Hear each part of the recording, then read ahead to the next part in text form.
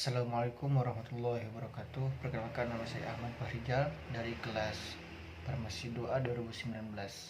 Nah, di sini saya akan menjelaskan mengenai kation dari CO2+ dan anion dari NO3-. Selanjutnya, saya di sini akan menjelaskan mengenai dua jurnal. Yang pertama, jurnal mengenai kation Ca2+ yang berjudul tentang karakteristik dan pengaruh ion Ca2 pada adsorpsi dan bikromat oleh humin. Nah, abstraknya itu penyelidikan tentang interaksi antara humin dari Cr6 dalam media air, pengaruhnya dari Ca2+ pada adsorpsi Cr6. Adsorpsi Cr6 dan humin menurun seiring dengan peningkatan pH.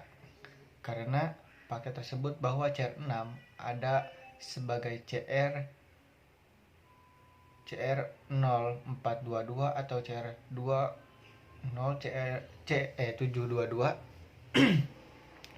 Kehadiran Ca2+ sebagai jembatan kation untuk meningkatkan adsorpsi Cr6 terbukti efektif hanya pada pH tinggi pH lebih dari 6. Dengan adanya Ca2+, diamati bahwa laju adsorpsi sebesar Cr6 menurun dengan meningkatnya pH. Makna menunjukkan bahwa OH memainkan peran penting dalam adsorpsi Cr6 pada kondisi sama kapasitas, konstantan, keseimbangan, dan energi. Adsorpsi Cr6 cukup independensi pH. Selanjutnya yaitu pendahuluan. Pengembangan metode untuk menghilangkan keberadaan logam-logam berat di lingkungan lebih banyak difokuskan pada pengembangan metode yang bersifat ramah lingkungan. Metode adsorpsi merupakan metode pengolahan air limbah yang cukup unggul dibandingkan dengan metode lain. Keuntungan utama sistem adsorpsi adalah biayanya murah, tidak ada efek samping zat beracun, serta mampu menghilangkan bahan-bahan anorganik. Penggunaan bahan anorganik sebagai adsorben saat ini banyak dikembangkan. Teknik-teknik ini tidak memerlukan biaya tinggi dan kemungkinan sangat efektif dan menghilangkan kontaminan logam-logam berat lingkungan. Tanah gambut banyak digunakan sebagai alternatif adsorben untuk mengadopsi logam-logam berat.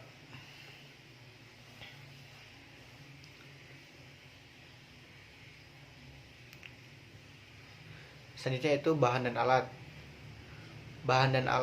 Bahannya itu yang digunakan dalam penelitian adalah senyawa humin hasil isolasi dari tanah gambut yang berasal dari Kecamatan Siatan, Kabupaten Pontianak, Kalimantan Barat. Larutan standar yaitu CuCl2, 2H2O, dan K2Cr207 serta Aquades.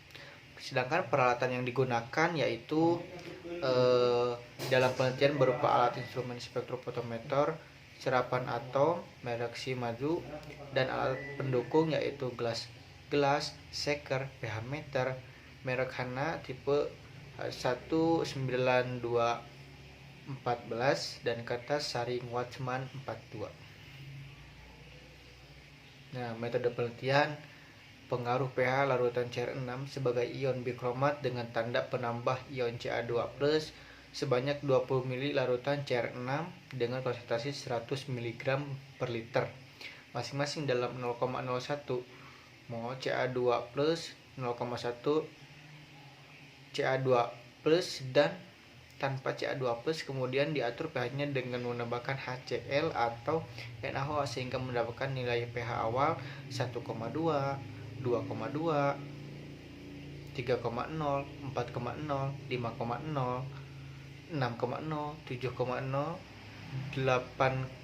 9,0, dan 11,0. Larutan yang telah diatur pH min-nya kemudian ditambahkan humin ukuran 200 ml sebanyak 50 mg dan digodok selama 120 menit dan didiamkan selama 24 jam untuk mencapai keseimbangan.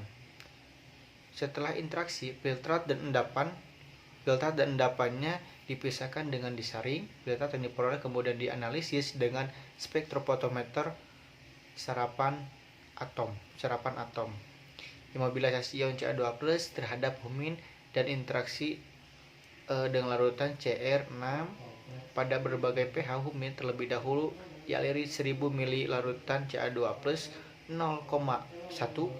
secara terus-menerus, kemudian dicuci dengan Aquades.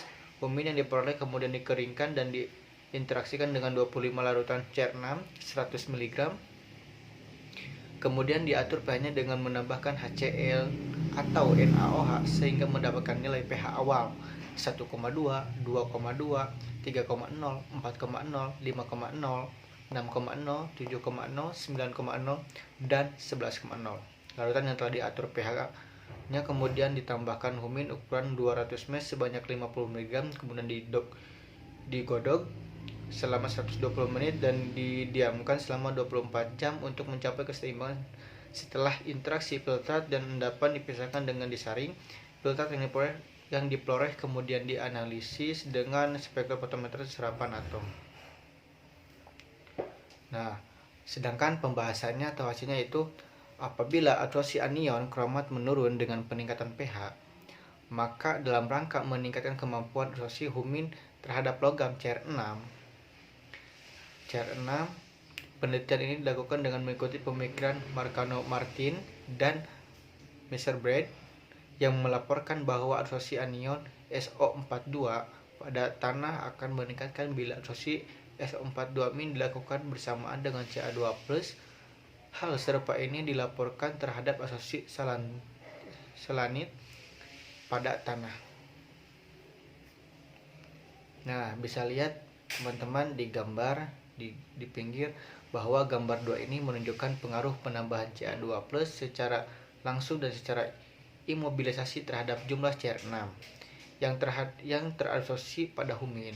Dari gambar 6 di atas menunjukkan bahwa jumlah Cr6 terabsorpsi dengan adanya ion Ca2+ lebih besar dibandingkan jumlah Cr6 terabsorpsi tanpa ion Ca2+ dengan dua perlakuan berbeda, yaitu dengan penambahan langsung Ca2+ dan larutan dan dengan imobilisasi jumlah Cr6 yang terabsorpsi menunjukkan perbedaan yang kemungkinan disebabkan oleh keberadaan Ca2+ yang lebih banyak dalam larutan bila Ca2+ ditambahkan secara langsung dibandingkan keberadaan ion Ca2+ bila diimobilisasi terlebih dahulu dalam humin. Nah, bisa ditarik kesimpulan mengenai dari jurnal barusan bahwa berdasarkan hasil penelitian dan pembahasan dapat disimpulkan sebagai akibat perubahan muatan gugus fungsional humin absorpsi Cr6 menurun dengan peningkatan pH. Penambahan Ca2+ sebagai jembatan kation yang meningkatkan absorpsi Cr6 hanya bekerja efektif pada pH medium yang relatif tinggi pH 6 dibandingkan dengan imobilisasi Ca2+ terlebih dahulu pada humin. Penambahan Ca2+ lebih efektif apabila dilakukan melalui cara penambahan langsung Ca2+ ke dalam larutan. Nah, selanjutnya saya akan menjelaskan mengenai anion yaitu NO3-. Saya mengambil jurnal yang berjudul tentang kandungan nitrat NO3- pada sumber air minum masyarakat Kelurahan Rurukun, Kecamatan Tomohon Timur, Kota Tomohon. Nah, tujuan penelitian dan manfaat penelitian. Tujuan dari penelitian ini untuk mengetahui kandungan nitrat pada sumber air minum masyarakat Kelurahan Rurukun, Kecamatan Tomohon Timur, Kota Tomohon. Nah, adapun manfaatnya yaitu dapat mengetahui kandungan nitrat pada air sumur di daerah pertanian. Penulisan dan masyarakat dapat mengetahui manfaat nitrat bagi tubuh manusia. Yang ketiga, menambahkan wawasan bisa digunakan untuk penelitian lebih lanjut tentang studi kadar nitrat pada air minum masyarakat, pada air sumur masyarakat. Nah, sedangkan alat dan bahannya yaitu yang pertama tentang peralatan alat kimia, terus Erlenmeyer 50 ml, pipet gondok, buret. Nah, sedangkan bahannya yaitu larutan brusin, larutan H2SO4, Aquades, dan sampel air. Nah, sedangkan prosedur kerjanya yaitu ambil masing-masing sampel air, akan diperiksa sebanyak 5 ml, masukkan dalam Erlenmeyer 50 ml. Tambahkan larutan mesin 0,2 ml, kemudian dikocok. Tambahkan larutan H2S4 10 ml, tetes demi tetes selama waktu 10 detik, aduk, dinginkan. Tambahkan 10 ml agar pelumu, kurang lebihnya 20 ml, dinginkan lagi. Ukuran serapannya 1/1 dengan spektrofotometer 440 nanometer dengan celah 1 cm. Hasilnya kemudian dicatat. Nah, itu. Terusan hasil penelitiannya yaitu daerah pertanian yang menjadi objek penelitian adalah Kelurahan Rurukun dengan memiliki luas wilayah kurang lebihnya 350 hektometer, terdapat di sebelah timur Kota Tomohon ke arah Gunung Mahau. Terdapat lokasi agrowisata dengan hamparan kebun pertanian yang dikelola oleh penduduk setempat secara tradisional. Dengan peralatan sederhana, lokasi pertanian ini terletak di antara lereng-lereng bukit yang dibuat bendungan-bendungan secara tersering. Pada saat menyunjukkan tanaman Holococultura ini mulai tumbuh, akan melahirkan pemandangan indah. Karena letaknya yang berada pada dataran tinggi dengan suhu yang sangat dingin, maka daerah ini tumbuh subur berbagai macam tanaman sayur. Di daerah ini juga memiliki banyak sumber mata air, diantaranya mata air Mahau, mata air Miesel, dan mata air Ayamen. Oleh karena ini memiliki banyak sumber mata air sehingga masyarakat Rukun tidak mengalami kesulitan dalam kebutuhan air. Hampir di tiap-tiap rumah penduduk memiliki sumur dengan kedalaman sekitar 7-10 meter. Bahkan setiap lingkungan oleh pemerintah Kota Tomohon dibangun tangki-tangki penampung air sebagai cadangan kebutuhan air masyarakat. Secara geografis, letak Kelurahan Rukun berbatasan langsung dengan sebelah utara Rukun 1, sebelah selatan Talate sampai Paselaten, sebelah timur Plasten, sebelah barat Kelurahan Kumelembuai. Nah, di sini bisa dilihat di pinggirnya itu gambarnya bahwa nitrat NO3- itu adalah ion-ion anorganik alami yang merupakan bagian dari siklus nitrogen organik. Pertama-tama menjadi amonia, kemudian dioksidasi menjadi nitrat. Maka nitrat adalah senyawa yang paling sering ditemukan di dalam air bahwa tanah maupun yang dapat di permukaan. Tingginya kadar nitrat yaitu pada air minum, terutama yang berasal dari sungai atau sumur di dekat pertanian, juga sering menjadi sumber keracunan nitrat terbesar. Hal ini sangat berbahaya bila kandungan nitrat ini dikonsumsi oleh anak bayi dan dapat menimbulkan keracunan akut. Bayi yang baru berumur beberapa bulan belum mempunyai keseimbangan yang baik antara usus dan bakteri usus. Sebagai akibatnya, nitrat yang masuk dalam saluran pencernaan akan langsung diubah menjadi nitrit yang kemudian diberikan dengan hemoglobin membentuk methemoglobin yang terbentuk dalam tubuh mereka, akan mengakibatkan timbulnya sianosis pada bayi. Nitrat yang dikonsumsi oleh bayi di bawah umur 3 bulan akan berubah menjadi nitrat yang berbahaya, karena nitrat yang menghambat darah melepas oksigen ke sel-sel tubuh. Sekali nitrat masuk ke dalam sistem peredaran darah, penderita dapat mengalami kekurangan oksigen dan dalam tubuhnya. Penyakit ini dikenal sebagai methemoglobinemia atau baby blue syndrome yang dapat menjadi penyebab kematian bagi bayi di bawah umur 3 bulan, 10, 11, 12, 13, dan 14.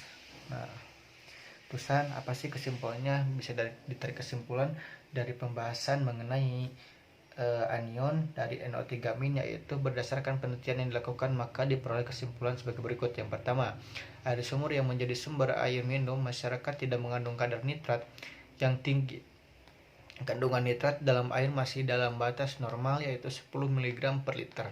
Walaupun terdapat satu sampel air sumur dengan kadar nitrat 10,4 mg per liter, Yang kedua, air sumur yang menjadi sumber air minum masyarakat daerah pertanian Kelurahan Rukun dapat dipergunakan untuk keperluan sehari-hari. Nah, mungkin sekian presentasi mengenai anion dan kation. Kurang lebihnya mohon maaf. Akhirul kalam. Assalamualaikum warahmatullahi wabarakatuh.